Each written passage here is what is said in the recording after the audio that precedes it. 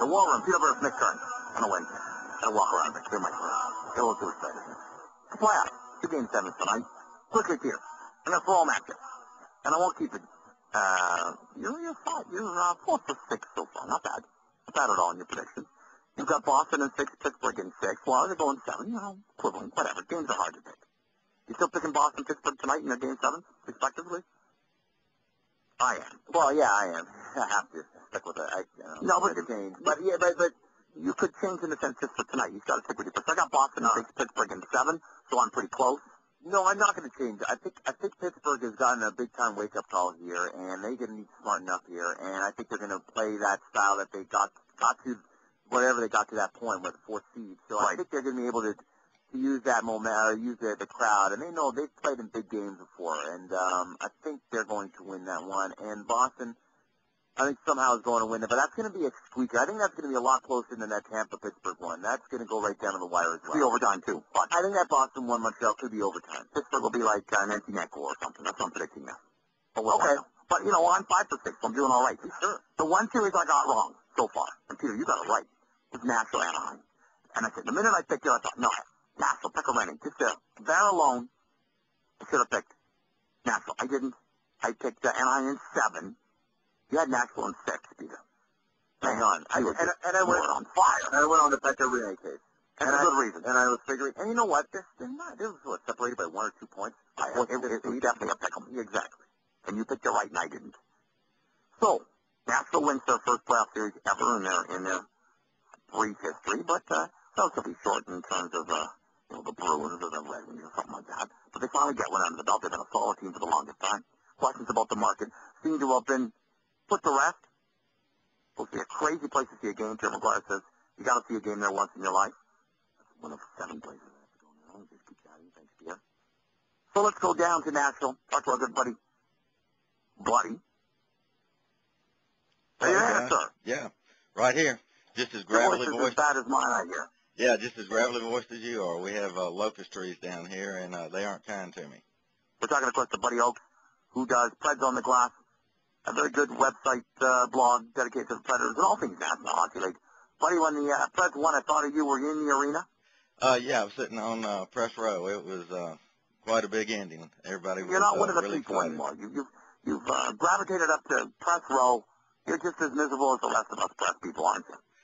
I don't know about that. We have a Nashville is a little different than a lot of places. We have a bloggers row, which is basically the non-mainstream media press, and we have pretty good time and still cover the games and do a good job on stuff. I just want you to know, the more you do this, the more you become mainstream. So welcome to the dark side, buddy. Now, let me ask you this question before we get into that game. There's not supposed to be any overt cheering in the press box for a number of reasons. Was there that night? No, not really. I mean, everybody was pretty well maintained. I think that's, everybody is professional in what they do, and there was a lot of smiles in the elevator going down to the locker room, but as far as being on press row, everybody was well maintained. No, inside, no doubt you were pumping your fists. What? But describe to us, Peter and I and everyone listening here in the War Room, what it was like the last few moments as Nashville wrapped up that series on home ice, finally get the playoff win. Peter McGuire said it was very emotional. People were crying tears of joy, which I understand. There's a lot of pent-up emotion there from years of thinking they may lose the team, and then the frustration of not ever winning a playoff series. Could have had Chicago last year. It finally broke. What was it like to be in that building? Well, probably about the last 5 minutes. I mean, the whole lower bowl and most of the upper bowl, people were standing and screaming and hollering, and it was like nothing that we'd seen before. Even though we've got a pretty loud building most of the time anyway, and when it was over with, it just kind of came to a crescendo, and the players went out and celebrated and everything else, and folks spilled out onto Lower Broad, where we're going to have that parade for you one of these days, and went out. You know what? If they win the cup, Peter and I are going to make it down there somehow. I don't know how, but we're going to. I'll foot the bill. We'll get you on a parade float if they win the cup. So nice. That's a promise. But what was really interesting is the whole thing about winning the first series has been a really big thing in the media and for the fans and everything else.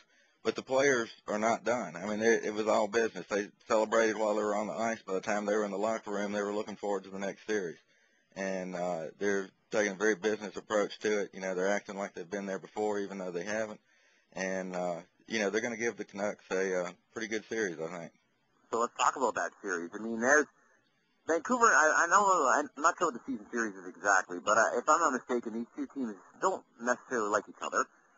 And it's not like Vancouver was out and whitewashed the series with Nashville. I think Nashville has been very competitive with Vancouver this season. Of course, Shane O'Brien, the former Vancouver Canucks, is on the Nashville Predators roster, so there's at least some sort of connection in that type of way. But tell us about the season series with Vancouver so far this year with Nashville. A lot of people would think it was probably a really boring series. Both teams won 2 games. They each won one and lost one at home. Very low scoring. Luongo gave up 7 goals for the year in 4 games, and Pekka Rinne only gave up 5 in 4 games. So, I mean, if we see this going into the playoffs, it's going to be one of those, a lot of 2-1 type games. There is bad blood between the two teams. It kind of goes back a ways. Several years ago, Alex Burrows laid out J.P. Dumont and pretty much changed his entire career from that point on. He's never been the same player since then. There was that whole situation where Burrows was diving here on a call against Jared Smithson a couple of years ago. So, there's a lot of this going on. The Shane O'Brien thing, Shane had some discipline problems the first 4 games with the Ducks. And Barry Trotz talked to him and not only explained to him that he can't be taking sloppy penalties, but that the penalty kill is not the same without him. And that finally got through to him, and he behaved a little better the last 2 games. And I talked to him after the game Sunday, and he realizes that that's going to be a key if they play at that point, they didn't know they were playing Vancouver, but he did say if they were, that, he's going to have to be on his best behavior. So we need him playing with grit, but we don't need stupid penalties. Talking to Buddy Oaks from Preds on the Glass about the Preds moving on. Of course, taking on the Canucks, and Peter, you're saying that can open up tomorrow night. We don't know yet. There isn't an official second-round schedule.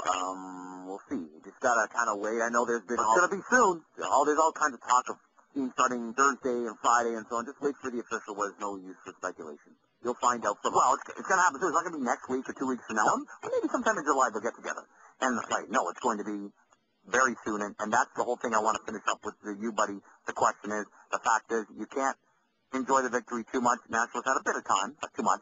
Vancouver, they had last night, maybe this morning. Vancouver slayed their dragon by the thinnest of margins, getting rid of Chicago, their nemesis.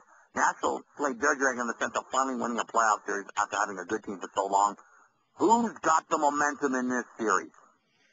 It's really hard to say. I mean, both teams are professionals. If they play tomorrow, if they play tomorrow, we should know soon. The Preds are at practice right now. The plane will have to be leaving in a few hours if they're going to play on Thursday. I think having an extra day, if they did play on Friday, might help Vancouver a little bit to have them regroup and everything. So I'm kind of hoping they do play tomorrow and go ahead and get going. The Predator players seem ready to go. They need to get that first win under the belt in Game 1 and then go forward from there. And a matchup of 2 of the Vezina Trophy finalists. It should be a good one. But neither one of them played that well during the first round. Right. But the one they thing both play better. Agreed. The one thing the only statistic that matters in the postseason for a goalie is how many W's you get, and both of them got 4. Nicely done, Buddy Oaks. Good stuff. We'll be talking to you as the Preds move on. I don't even know who to pick in that series yet. I'm going to think about it. Check out Preds on the Glass. Thank you, sir. Thank you. Check in. That's our correspondent in Nashville. There you go. We probably could bunk out of his place. He doesn't know this, but I just invited us over. Why not? Yeah, you and I saw him on a ride. That's the highway down there. You've been down there. No, I haven't. I've been everywhere, but I haven't been down to Nashville. No? I don't know what the highway is going. Never been to the airport, then? No, down to Nashville. We'll find it out. It's probably 1 or 2 highways you have to switch. Probably have to go through Cincinnati, through Kentucky. I'm all right with that. Yeah? I'm not sure. I've got to check the map out. Well, I'm sure there's a lot of truckers listening and telling me, Peter, you're an idiot. No, I think you're right, actually. I took a bus from Dayton to Cincinnati once, and then right over the Kentucky's right over there. Right, Louisville, isn't it? Are you in that area? Yes. I think you're right. Louisville, Cincinnati share the basically airport. You are an airport guy. You would know that. I know that. It was stopped at the Cincinnati International Airport. What's coming up on Breakaway with Mr. Gord Stella coming up in about 5 minutes time? Good thing you asked, because coming up they're going to have the announcement for the Frank J. Selke Award for Best Defensive Forward. Yep. And the Detroit Red Wings somehow have let the cat out of the bag. It's not a big surprise that Pavel Jackson is at least on that list. No, I think he's penciled in. Yeah, and penned in. And for good reason.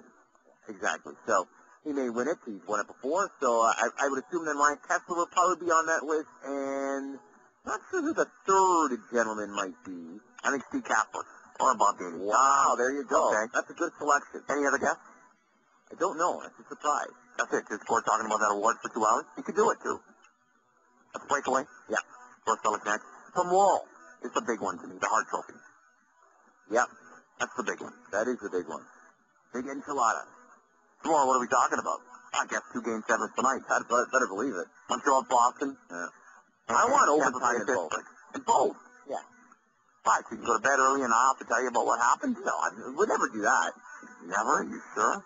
Yep. Did you do that in a court of law? If I can. Lots to talk about tomorrow, folks. Get your rest, watch the game. We'll tell us up next to Breakaway. This is the War Room. NHL Home Ice.